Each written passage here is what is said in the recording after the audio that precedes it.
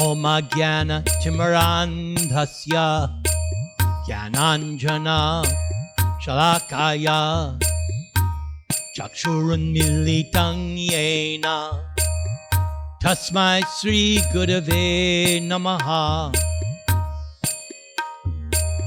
Nama Om Vishnu Padaya Krishna Preshtaya Bhutale Shri Mate Bhakti Vedanta Swamin Iti Namine Namaste Saraswate Deve Gauravani Pracharine Nirvishesha Shunyavad Paschatya Deshatarine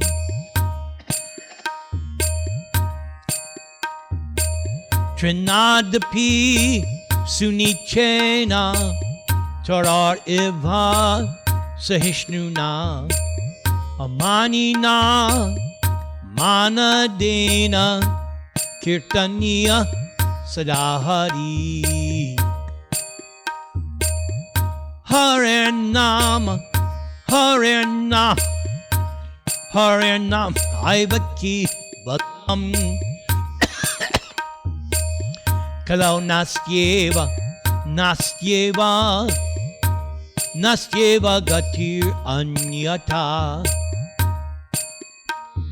Shri Krishna Chaitanya Prabhu Nityananda Shri Advaita Gadadhar Shri Vasadi Gaur Bhakta Vrinda Hare Krishna Krishna Krishna Hare Hare Hare Rama Rama Rama Hare Hare Hare Nama Krishna Yadavaya Namaha Gopala Govinda Rama Shri Madhusudana Govinda Jaya Jaya Gopala Jaya Jaya Radha Ramana Hari Govinda Jaya Jaya Krishna Krishna Krishna Krishna Krishna Krishna Krishna Hey Krishna Krishna Krishna Krishna Krishna Krishna Krishna Hey Krishna Krishna Krishna Krishna Krishna Krishna Rakshama Krishna Krishna Krishna Krishna Krishna Krishna Pahimam Rama Raghava Rama Raghava Rama Raghava Rakshama Krishna Keshava Krishna Keshava Krishna Keshava Pahimam Jai Radha Madhava Kunja Bihari Gopi Jana Vallabha Girivaradhari Jasodanandana Gopi Jana Ranjana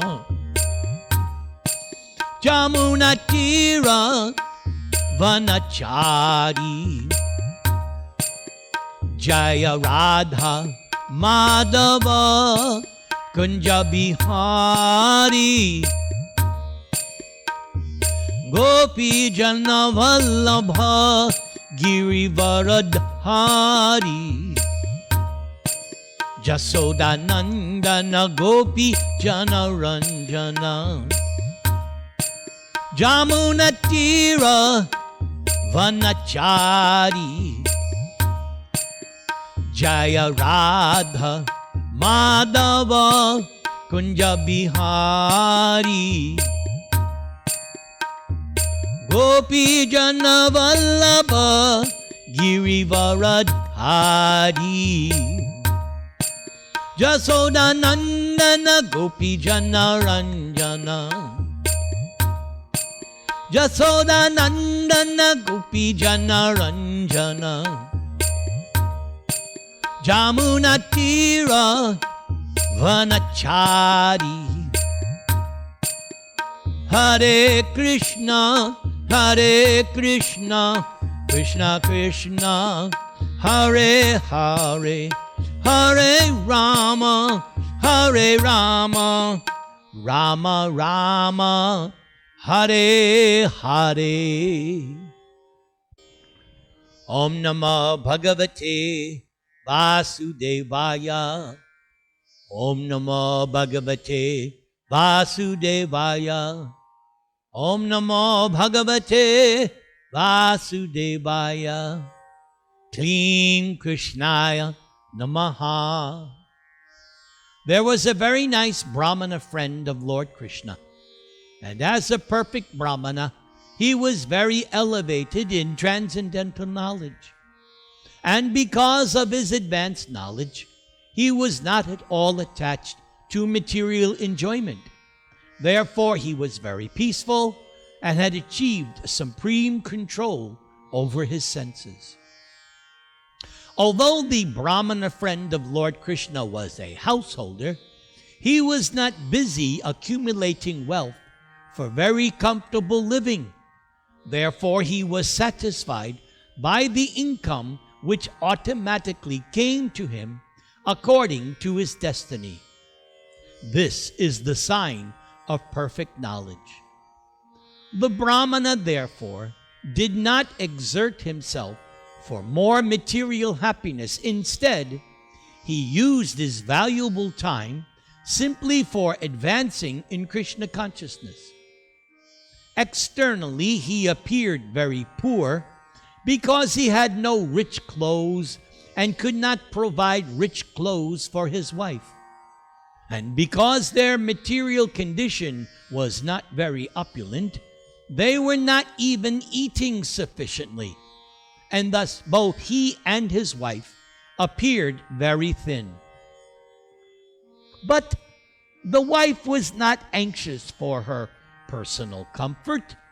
She only felt concern for her husband, who was such a pious Brahmana.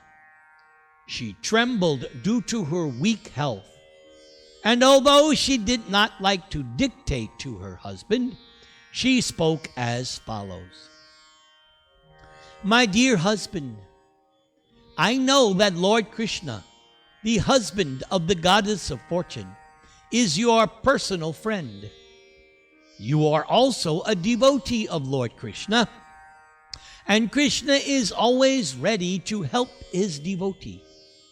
So even if you think you are not rendering any devotional service to Krishna, still you are surrendered to Krishna, and Krishna is the protector of the surrendered soul. Moreover, I know that Lord Krishna is the ideal personality of Vedic culture. Krishna is always in favor of Brahminical culture and is very kind to qualified Brahmanas. You are the most fortunate person because you have as your friend the Supreme Personality of Godhead. Lord Krishna is the only shelter for personalities like you because you are fully surrendered unto Krishna. You are saintly, learned, and fully in control of your senses. Under the circumstances, Lord Krishna is your only shelter. Please, therefore, go to Krishna. I am sure that Krishna will immediately understand your impoverished position. You are a householder. Therefore, without money, you are in distress. But as soon as Krishna understands your position, Krishna will certainly give you sufficient riches so that you can live very comfortably. Lord Krishna is now the king of the Bhoja, Vrishni, and the Andhaka dynasties. And I have heard that Krishna never leaves his capital city, Dwaraka. Krishna is living there without any outside engagement. Krishna is so kind and liberal that Krishna immediately gives everything, even his personal self, to any person who surrenders unto him. Since Krishna is prepared to give himself personally to his devotee, there is nothing wonderful in giving some material riches for him. But of course, Krishna does not give much material wealth to his devotee if that devotee is not very much fixed up. But I think in your case, Krishna knows perfectly well how much you are fixed in devotional service. Krishna will not hesitate to award you some material benefit for the bare necessities of life. In this way, the wife of the Brahmana again and again requested, in great humility and submission, that her husband go to Lord Krishna. The Brahmana thought that there was no need to ask any material benefit from Lord Sri Krishna, but he was induced by the repeated requests of his wife. Moreover, he thought, yes, if I go there, then I shall be able to see Krishna personally. And that will be a very great opportunity, even if I don't ask any material benefit from Krishna. When he had decided to go to Krishna, the Brahmana asked his wife if she had anything in the home that he could offer to Krishna, because he must take some presentation for his friend. The wife immediately collected 4 palmfuls of chipped rice from her neighborhood friends, tying it in a small cloth like a handkerchief, and then gave it to her husband to present to Krishna. Without waiting any longer, the Brahmana took the presentation and proceeded towards Dwarka to see Krishna. The Brahmana was simply absorbed in the thought of how he would be able to see Lord Krishna, and he had no thought within his heart other than Krishna. The Brahmana entered one palace which was very gorgeously decorated. When he entered this beautiful palace, he felt that he was swimming in the ocean of transcendental pleasure. He felt himself constantly diving and surfacing in that transcendental ocean. At that time, Lord Krishna was sitting on the bedstead of Queen Rukmini.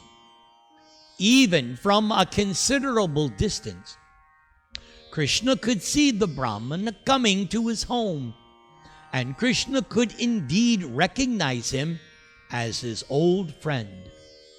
Lord Krishna immediately left his seat and came forward to receive his Brahmana friend, and upon reaching him, Krishna embraced the Brahman with his 2 arms.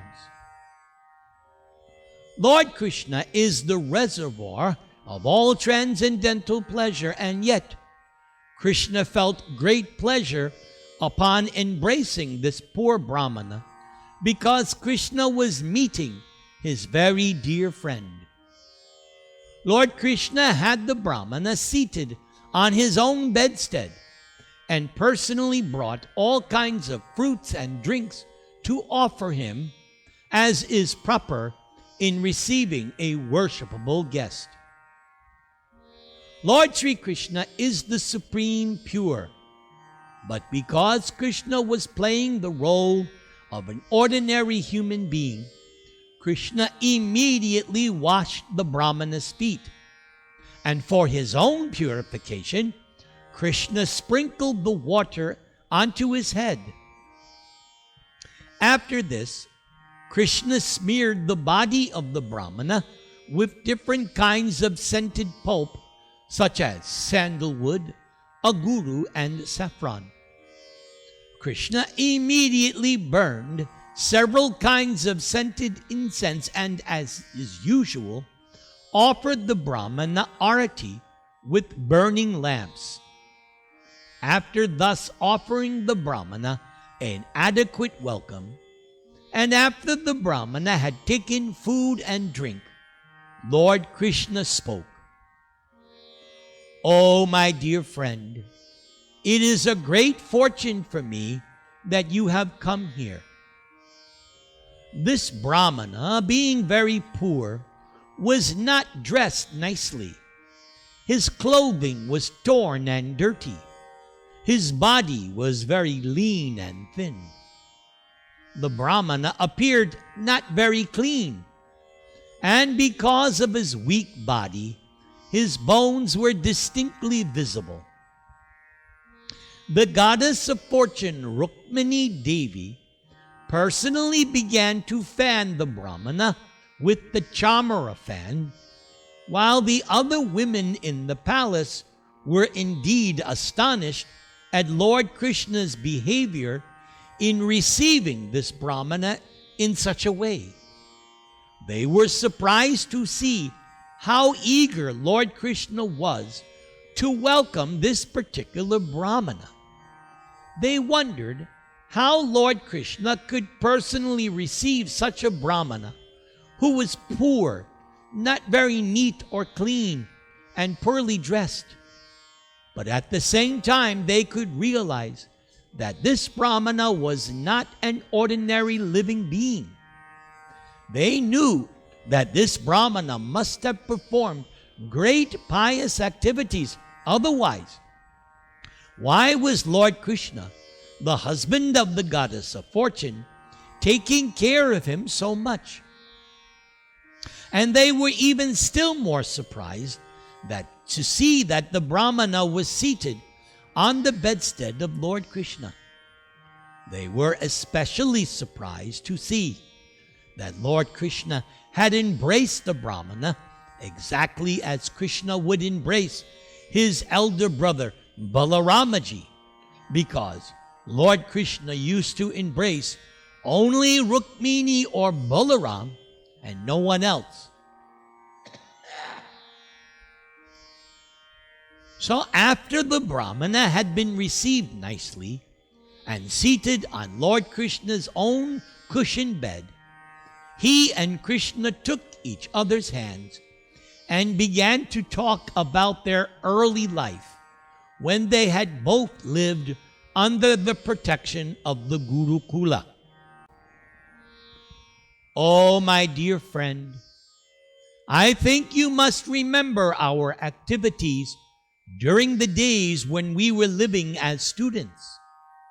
You may remember that once we went to collect fuel from the forest on the order of the Guru's wife.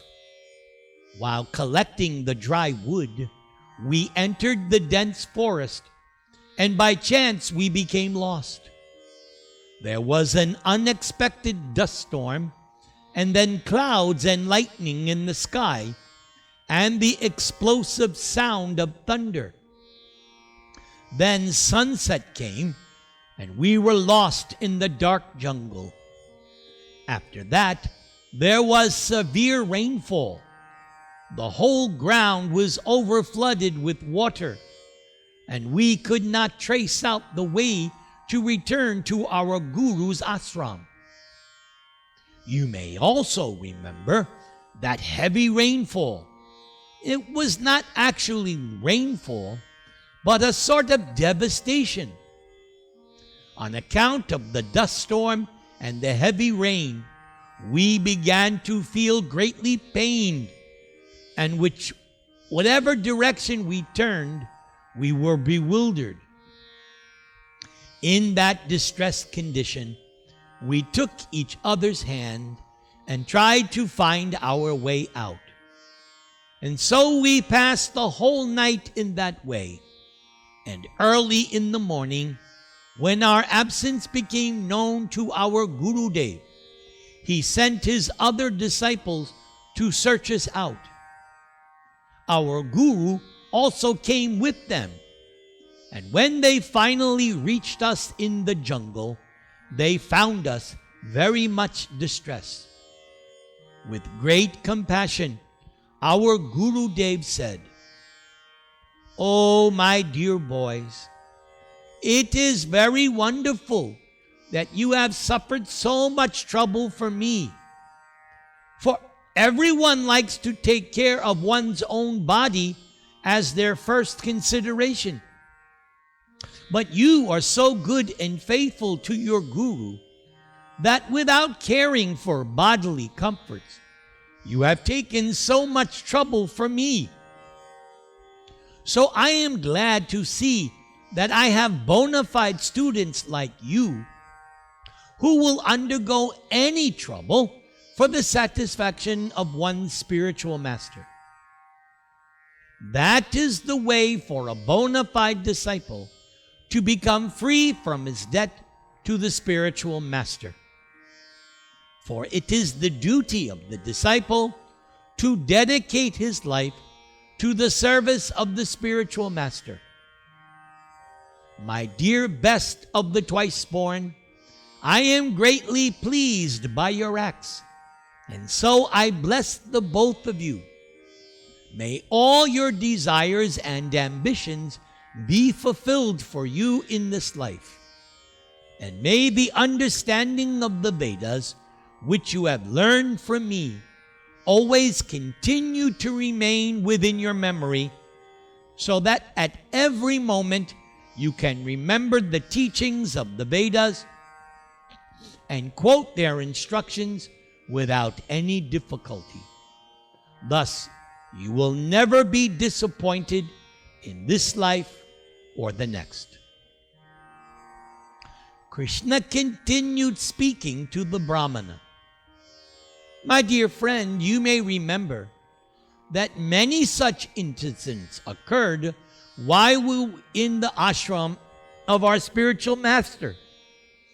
Both of us can realize that without the blessings of the spiritual master, no one can be happy. By the mercy of the spiritual master and by his blessings, one can achieve peace and prosperity and be able to fulfill the mission of human life. Upon hearing this, the learned Brahmana replied to Krishna, "Oh, my dear Krishna, you are the Supreme Lord, and you are the Supreme Spiritual Master of everyone. And since I was fortunate enough to live with you in the house of our Guru, I think I have nothing more to do in the matter of prescribed Vedic duties. My dear Lord, the Vedic hymns, ritualistic ceremonies, religious activities, and all other necessities for the perfection of human life, including economic development, sense gratification, and liberation, are all derived from one source, namely your Supreme Personality. All the different processes of life are ultimately meant for understanding your personality. In other words, they are the different parts of your transcendental form. And yet, you played the role of a student and lived with us in the house of the Guru. So this only means that you adopted all these pastimes only for your own pleasure. Otherwise, there was no need for you playing the role of a human being." Lord Krishna engaged for a long time in talking with Sudama-vipra about their past association.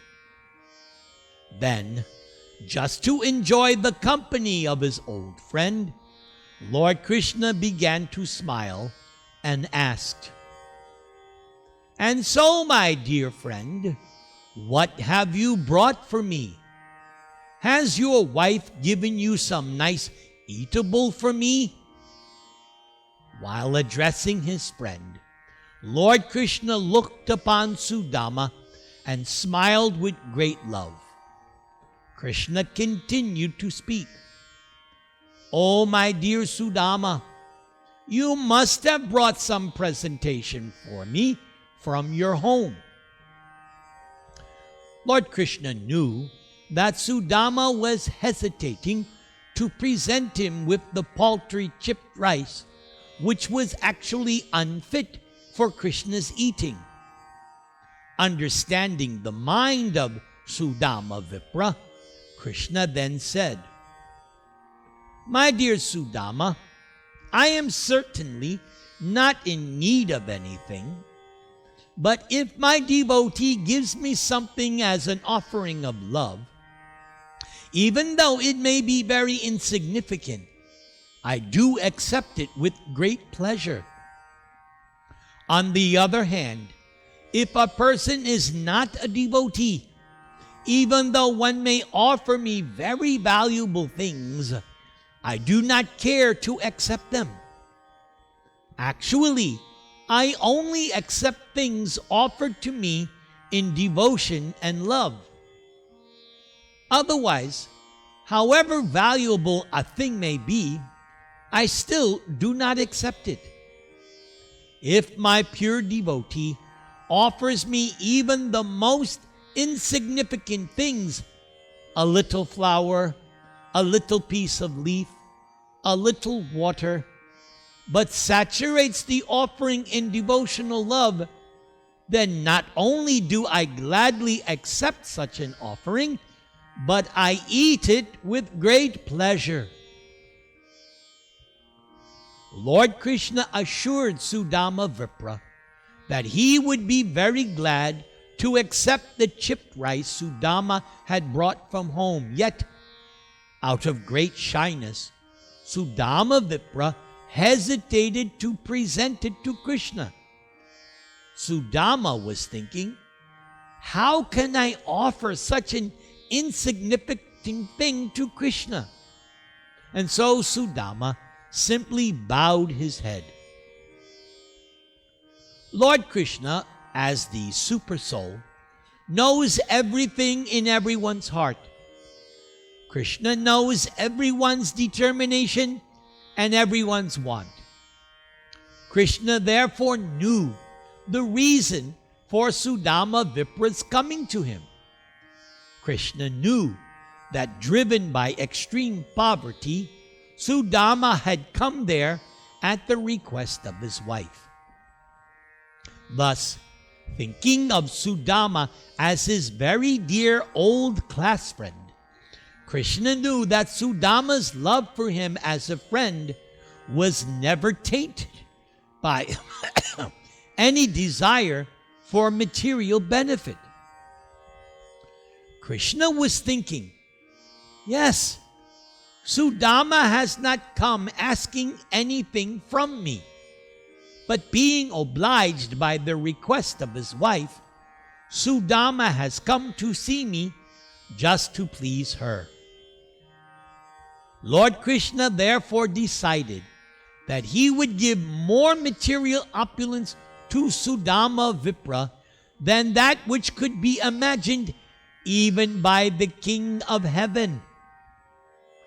Krishna snatched the bundle of chipped rice which was hanging on the shoulder of the poor Brahmana, which was packed in one corner of his wrapper. Krishna then said, "What is this? Oh, my dear Sudama, you have brought me nice, palatable chipped rice." Krishna further encouraged Sudama-vipra by saying, "Oh, I considered that this quantity of chipped rice will satisfy not only me, but the entire creation." While Lord Krishna was speaking to Sudama-vipra, Krishna ate one morsel of chipped rice from Sudama's bundle. And when Krishna attempted to eat a second morsel, Rukmini Devi, the original goddess of fortune herself, checked Krishna by catching hold of his hand. After touching the hand of Krishna, Rukmini said, "My dear Lord, this one morsel of chipped rice is sufficient to cause one who offered it to become very opulent in this life and to continue one's opulence in the next life. My Lord, you are so kind to your devotee that even this one morsel of chipped rice pleases you very greatly, and your pleasure assures the devotee opulence in both this life and the next." The learned Brahmana Sudama-vipra passed that night at the house of Lord Krishna, and while there, Sudama felt as if he were living on a Vaikuntha planet. Actually, Sudama was living in Vaikuntha because wherever Lord Krishna, the original Narayan, and Rukmini Devi, the goddess of fortune, wherever they live, is not different from the spiritual planets Vaikuntha Loka. The learned Brahmana Sudama did not appear to have received anything substantial from Lord Krishna while at his palace, and yet Sudama still did not ask anything from Krishna. The next morning, Sudama started for home, thinking always about his reception by Krishna. And thus Sudama merged in transcendental bliss.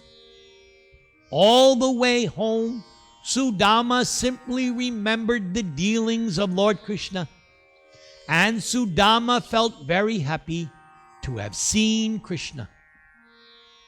Sudama-vipra on the way home was simply thinking, "Indeed, it is most pleasurable to see Lord Krishna, who is most devoted to the Brahmanas. How great a lover Krishna is of Brahmanical culture. Krishna is the supreme Brahman himself, yet Krishna reciprocates with the Brahmanas. Krishna also respects the Brahmanas so much that Krishna embraced to his chest such a poor Brahmana as me, although Krishna never embraces anyone to his chest except the goddess of fortune. How can there be any comparison between me, a poor sinful Brahmana, and the Supreme Lord Krishna, who is the only shelter of the goddess of fortune? And yet, considering me a Brahmana, with heartfelt pleasure, Krishna embraced me in his two transcendental arms.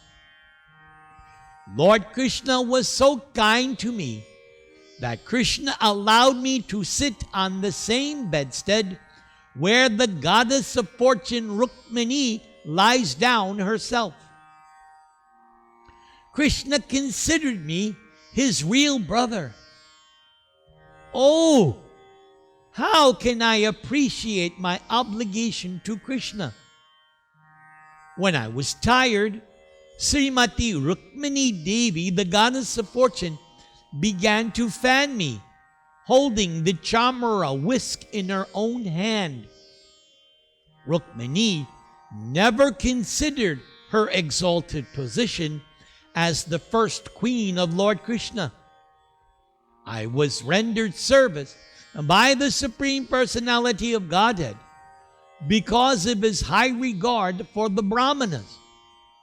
And by massaging my legs and feeding me with his own hand, practically Krishna worshipped me.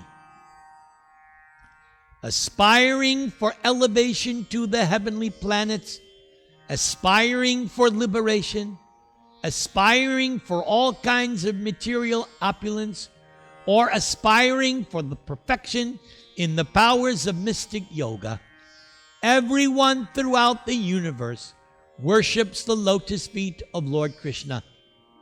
And yet, Krishna was so kind to me that Krishna did not give me even a farthing, knowing very well that I am a poverty-stricken man who, if I got some money, might become puffed up and mad after material opulence, and thus I could forget Krishna. Thinking in this way, the learned Brahmana Sudama gradually reached his own home.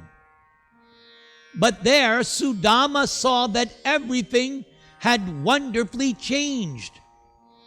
Sudama saw that in place of his cottage, there were now big palaces made of valuable stones and jewels, which glittered like the sun, moon, and rays of fire. Not only were there big palaces, but at intervals there were beautifully decorated parks in which many beautiful men and women were strolling. In those parks, there were nice lakes full of lotus flowers and beautiful lilies, and there were flocks of multicolored birds. Seeing the wonderful conversion of his native place, Sudama began to think of himself. How is it that I am seeing all these changes? Does this place belong to me or to someone else? If it is the same place where I used to live, then how has it so wonderfully changed? While the learned Brahmana was considering this, a group of beautiful men and women with features resembling those of demigods, accompanied by musical chanters, approached to welcome Sudama. All were singing auspicious songs. The wife of the Brahmana Sudama was very glad on hearing the tidings of her husband's arrival, and with great haste she came out of the palace. The Brahmana's wife appeared so beautiful that it seemed as if the goddess of fortune herself had come to receive Sudama. As soon as she saw Sudama present before her, tears of joy fell from her eyes, and her voice became so choked up that she could not even address Sudama. She simply closed her eyes in ecstasy. But with great love and affection, she bowed down before Sudama, and within herself she thought of embracing Sudama. She was fully decorated with a gold necklace and ornaments, and while standing among the many maidservants, she appeared like a demigod's wife alighting from an airplane. The Brahmana Sudama was surprised to see his wife so beautiful, and in great affection, and without saying a word, Sudama entered the palace with her. When the Brahmana Sudama entered his personal apartment in the palace, Sudama saw that it was not an apartment, but the residence of the King of Heaven. The palace was surrounded by many columns of jewels. The couches and bedsteads were made of ivory and bedecked with golds and jewels, and the bedding was as white as the foam of milk and as soft as a lotus. There were many whisks hanging from golden rods, and many golden thrones with sitting cushions as soft as lotus flowers. In various places there were velvet and silken canopies with laces of pearls hanging all around.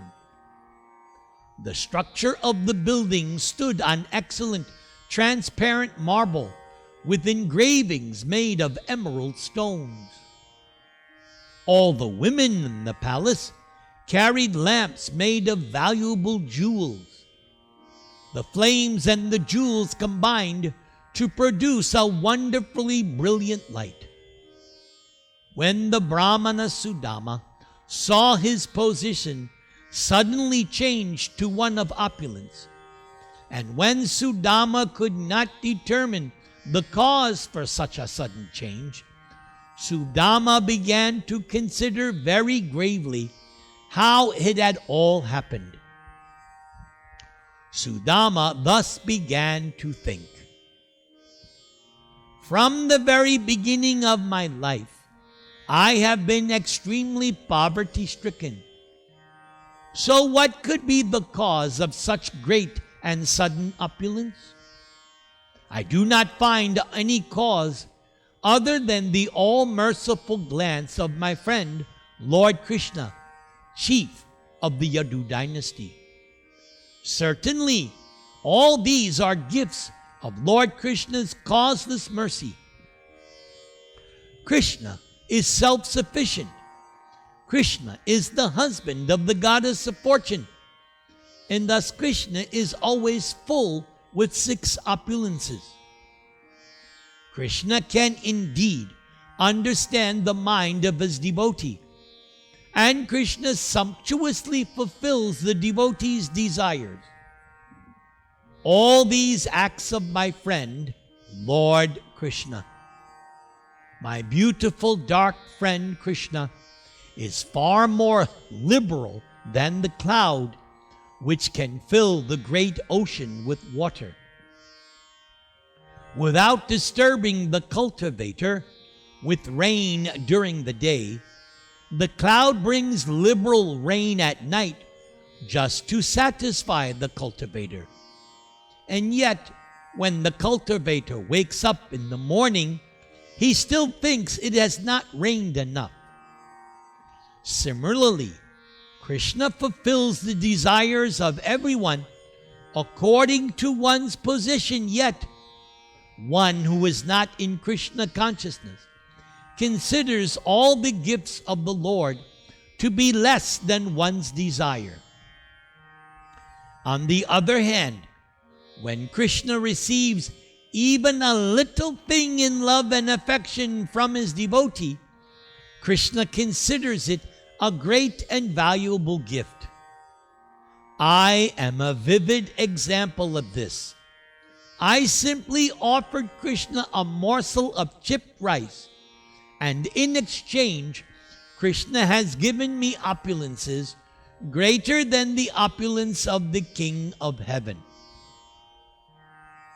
Sudama-vipra, thus feeling great obligation to Krishna, prayed as follows: I pray to have friendship of Lord Krishna.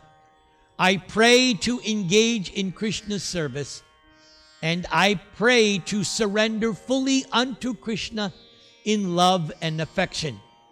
I pray for this life after life. I do not want any material opulence. I only desire not to forget the service of Krishna. I simply wish to be associated with Krishna's pure devotees. May my mind and activities be always engaged in Krishna's service. The unborn Supreme Personality of Godhead Krishna knows that many great personalities have fallen from their positions because of extravagant opulence. Therefore, even when Krishna's devotee asks for some opulence from Krishna, Krishna sometimes does not give it. Krishna is very cautious about his devotees, because a devotee in an immature position of devotional service may, if offered great opulence, may fall from one's position due to being in the material world. So Krishna usually does not offer opulence to his devotee. Yet this is another manifestation of the causeless mercy of Krishna upon his devotee, because Krishna's first interest is that the devotee not fall down into the material world. Krishna is exactly like a well-wishing father who does not give much wealth into the hand of his immature son, but who, when the son is grown up and knows how to spend money, gives him the whole treasury house. The learned Brahmana Sudama thus concluded that whatever opulences he had received from Krishna should be used not for his extravagant sense gratification, but for the service of the Lord. The Brahmana Sudama accepted his newly acquired opulence, but Sudama did so in a spirit of renunciation, remaining unattached to sense gratification. And thus Sudama lived very peacefully with his wife, enjoying all the facilities of opulence as prasadam of the Lord. Sudama enjoyed varieties of food by offering it to Sudama and then taking it as prasadam. The learned Brahmana Sudama remained in that position, and thus Sudama's love and affection for Lord Krishna increased day after day, and it did not deteriorate due to his great material opulence. We should learn from this story that material opulence can be the cause of degradation and also the cause of elevation according to the purposes for which it is used. If opulence is used for sense gratification, it is the cause of degradation. And if it is used for the service of the Lord, then it is the cause of liberation. Sudama-vipra realized that although Lord Krishna is unconquerable, Ajita, Krishna nevertheless agrees to be conquered by his devotees. Sudama realized how kind Lord Krishna was to him, and Sudama was always in trance, constantly thinking of his dear friend Krishna. And by such constant association with Lord Krishna, whatever darkness of material contamination remained with Sudama's heart was completely cleared away. And very shortly, Sudama was transferred to the spiritual kingdom Vaikuntha, which is the actual goal of all saintly persons in the perfectional stage of life.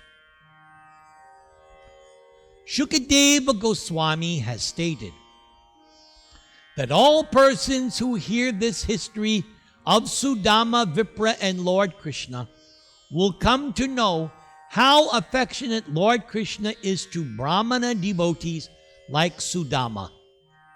Therefore, anyone who hears this history gradually becomes as qualified as Sudama-vipra and is thus transferred to the spiritual kingdom of Lord Krishna. Namaste Narasimhaya. Namaste Narasimhaya. Namaste Narasimhaya. Prahlada Dayane. Hiranya Kashi Puravakshaha. Shilatanganakalaye. Ito Nrsinga Parato Nrsingo Yato Yamitato Nrsinga Bahir Nrsingo Hridaye Nrsingo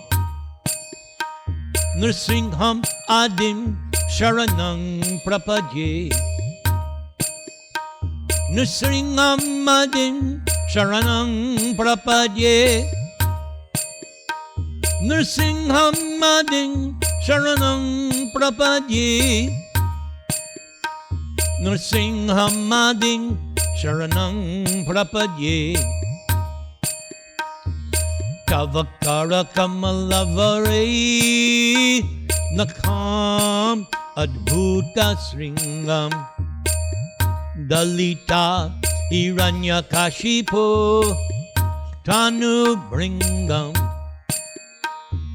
Keshavadrita Narahadi Rupa Jaya Jagadisha Hare Jaya Jagadisha Hare Jaya Jagadisha Hare Keshavadrita Narahadi Rupa Jaya Jagadisha Hare Jaya Jagadisha Hare Jaya Jagadisha Hare Jaya Jagadisha Hare Jaya Jagadisha Hare Hare Jaya Jagadish Hare Om Tat Sat